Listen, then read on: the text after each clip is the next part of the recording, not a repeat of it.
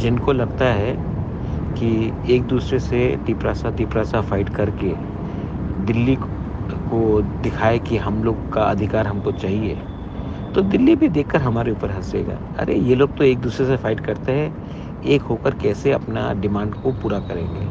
हमारा कमज़ोरी, आप हमेशा बोलते हो कि इसने हमको दबा के रखा, उसने हमको दबा के रखा। कभी आपने सोचा है कि हमारे लीडर्स लोग अपने पर्सनल स्वार्थ के लिए एक दूसरे से लड़ते लड़ते हमने दूसरे को जगह दे दी अपने देश में। अरे कभी तो सोचो।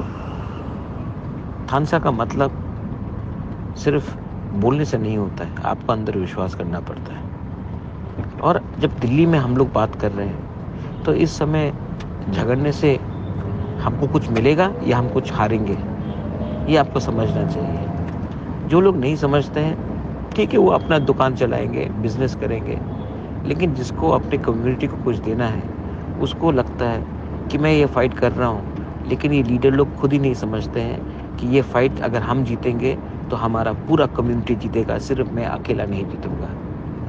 ये इनको समझना चाहिए। बहुत स्वार्थी लोग ही नहीं समझते ये बात। मेरे तिपरासा लोग, आपने मेरे ऊपर विश्वास किया, मैंने आपके ऊपर विश्वास किया।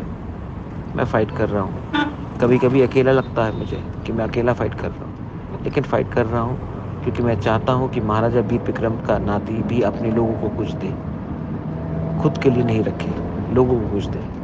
और ये लोग उल्टा सीधा सोशल मीडिया में, प्रेस कॉन्फ्रेंस में बोलते हैं। इनको मालूम नहीं है कि आने वाले दिन में इनका बच्चे का क्या होगा, नेक्स्ट जनरेशन का क्या होगा। इनका ज़िंदगी तो गया, अपने बच्चे और अपने दोफा के नेक्स्ट जनरेशन को भी ख़त्म करने की कोशिश में है, क्योंकि लालच है। लालच से कुछ नहीं मिलेगा, विश्वास और थानसा से कुछ मिलेगा। दिल्ली के सामने एक होकर एक आवाज़ में बात करो, अपने आप को कमज़ोर करके हमें कुछ नहीं मिलने वाला है। This is Bubagra messaging to all Tiprasa people.